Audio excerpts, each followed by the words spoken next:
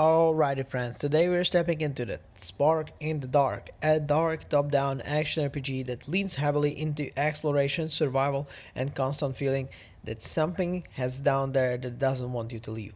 This is not a fast, flashy power fantasy, that is the Descent. And I have to say this, if you're new to our channel, I would like to ask you for a small thing. Just give us a subscribe and support us so we can actually make more and more videos. Now start. You begin as a lone adventurer in this one, entering a massive underground world. Caves, ruins, forgotten structures, all connected into one sprawling, hostile environments. There is no big cinematic intro, no long explanation. The game drops you and says, figure it out. At its core, the Spark in the Dark is kind of like a three things: exploration, survival, combat, and that's it. You move slowly, carefully, every step matters. You're managing stamina, health, and limited resources. Weapons down, great. Then you also have supplies that are running out. The combat is very deliberate, not complicated but punishing. You dodge, you strike, you back away. Make a mistake and you will feel it immediately. This isn't about moving down enemies, it's about surviving encounters. Exploration in the game is a real heat. I really love the exploration. It's one of the best parts that what I've noticed in the time that I play the game.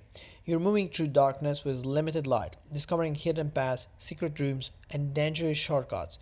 There's a constant sense that the world is bigger than you actually can see, and the deeper you go, the more unsettling it becomes. Atmosphere, this is where Spark the Dark stands out. The lighting is minimal. Your torch's lifeline shows more kind of like in a way where you need to go and questions more the reality. The sound design carries a lot of weight, echoes, distant moves, ambient noises that keeps you on the edge. It's quiet but not safe.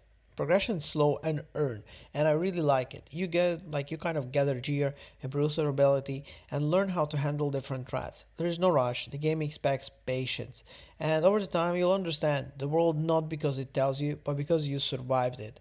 Movement can feel a bit stiff at the times, combat lacks variety or kind of early on, and the pacing, especially at the start, can feel slow if you're expecting something more action driven. There's also a learning curve. The game kind of doesn't really let you learn everything. The game doesn't explain much. That can be frustrating, and it gives you kind of like a lot of tolerance. If you give it a time, Spark in the Dark starts to click. I'm not trying kind of like tell you that oh it's the best game you're gonna play, but there's definitely something about this game. It's trying to be more immersive. It wants you not to feel alone, vulnerable, uncertain, and sometimes it actually does succeed in that. You create this kind of atmosphere where you, wow, what's gonna happen behind that corner? What's gonna happen behind a wall?